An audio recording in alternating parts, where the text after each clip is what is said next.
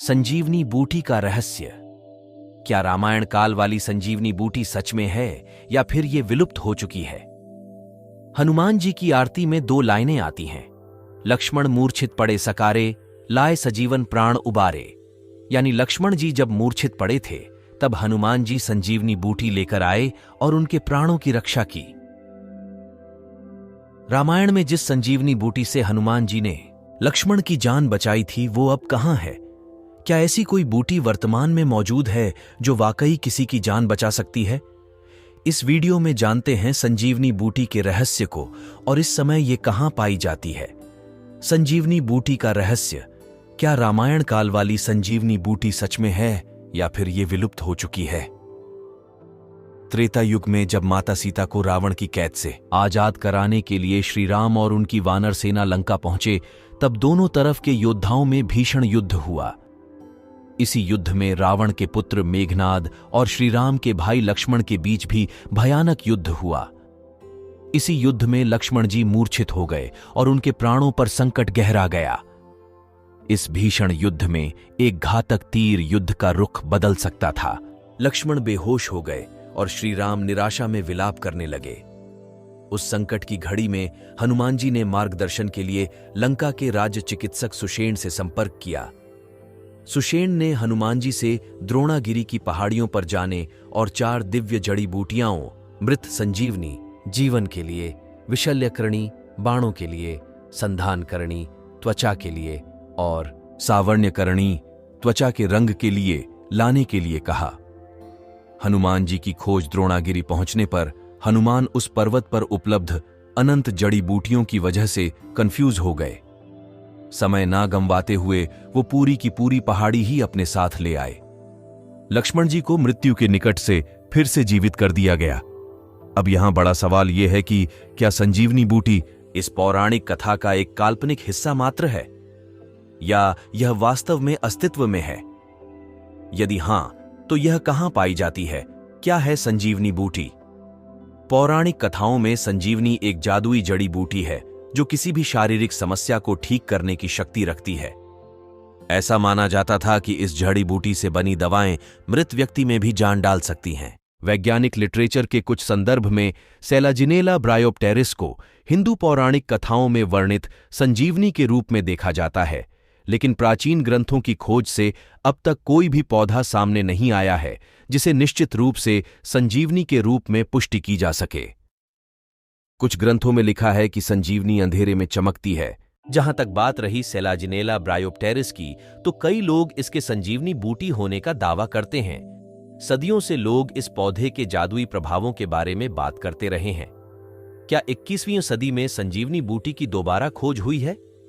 कुछ वैज्ञानिकों ने दावा किया है कि वे द्रोणागिरी पहाड़ियों में पौधों के 2 समूहों का पता लगाने में सक्षम थे। क्या सेलाजिनेला ब्रायोप्टेरिस प्रसिद्ध संजीवनी है?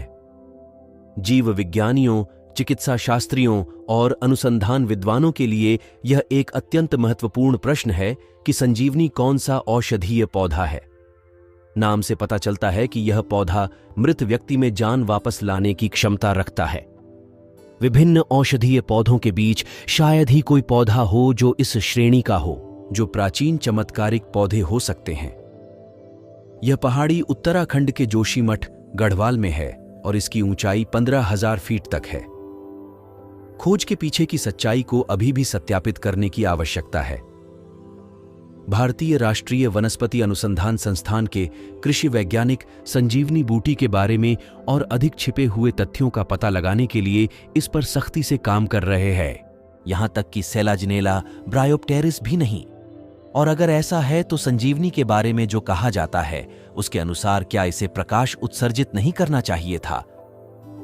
वाल्मीकि रामायण युद्धकांड 74 से जब हनुमान जी ने सुषेण के चरणों में प्रणाम किया तो लंका के राज चिकित्सक सुषेण ने कहा, हिमालय पर कैलाश और अरशभ पर्वत के बीच जीवनदायी जड़ी बूटियों का एक पर्वत है। जड़ी बूटियां 4 श्रेणियों में विभाजित हैं, मृत संजीवनी, विशाल्यकर्णी, सुवर्णकर्णी और संधानी। वे सदैव प्रकाश उत्सर्जित करती हैं। तुम्हें जल्द से जल्द उन जड़ी बूटियों को लेकर आना होगा। सेलाजिनेला ब्रायोप्टेरिस वाकई में संजीवनी है या नहीं? इस पर कोई मजबूत रिसर्च या ठोस जानकारी मौजूद नहीं है। ये सिर्फ दावे हैं क्योंकि धरती पर मौजूद यही एक ऐसा औषधीय प्लांट है जो संजीवनी बूटी से कुछ हद तक मिलता है। लेकिन अगर सेलाजिनेला ब्रायोप्टेरिस के उपयोग पर बात करें तो हाँ, ये कई समस्याओं के इलाज में मददगार होती है, जैसे हीट स्ट्रोक, अनियमित मासिक धर्म चक्र का इलाज, प्रसव पीड़ा, पीलिया का इलाज आदि। तो क्या कोई अन्य पौधा है जिसे दिव्य संजीवनी की श्रेणी में रखा जा सकता है? अन्य जड़ी बूटियां कहाँ हैं? वैद्य सुषेण ने संजीवनी के अलावा जो अन्य जड़ी बूटियां बताई थीं, वो आज तक अज्ञान ही हैं। विशलयकर्णी, दर्द दूर करने की शक्ति वाला पौधा, सुवर्णकर्णी, घावों को भरने और रंग सुधारने वाला पौधा, और संधानकर्णी, हड्डियों को जोड़ने वाली औषधि की अभी तक खोज नहीं हुई है। अगर पौराणिक इतिहास देखें तो त्रेता युग में बना राम सेतु भी सत्य है, जिसके प्रमाण तो मिले भी हैं, और संजीवनी बूटी भी सत्य है। लेकिन सोचने वाली बात है कि हम लाखों वर्ष पहले एक दूसरे युग की बात कर रहे हैं। अगर वर्णन 100% ठीक भी है तो धरती पर इतने लाख वर्षों में न जाने कितना कुछ बदला है, तो जरूरी नहीं कि जो बूटी पहले थी वो अभी भी धरती पर हो। जब डायनासोर विलुप्त हो गए तो संजीवनी भी विलुप्त हो सकती है। हालांकि कई ऐसे औषधीय पौधे हैं जो इससे मिलते जुलते गुण रखते हैं, इनकी लोकेशन भी लगभग समान है, लेकिन ये संजीवनी बूटी नहीं है, क्योंकि मृत व्यक्ति को जीवित करने वाले किसी भी पौधे की खोज अभी तक नहीं हुई है। जिस दिन हो जाएगी वही कलयुग की संजीवनी बन जाएगी।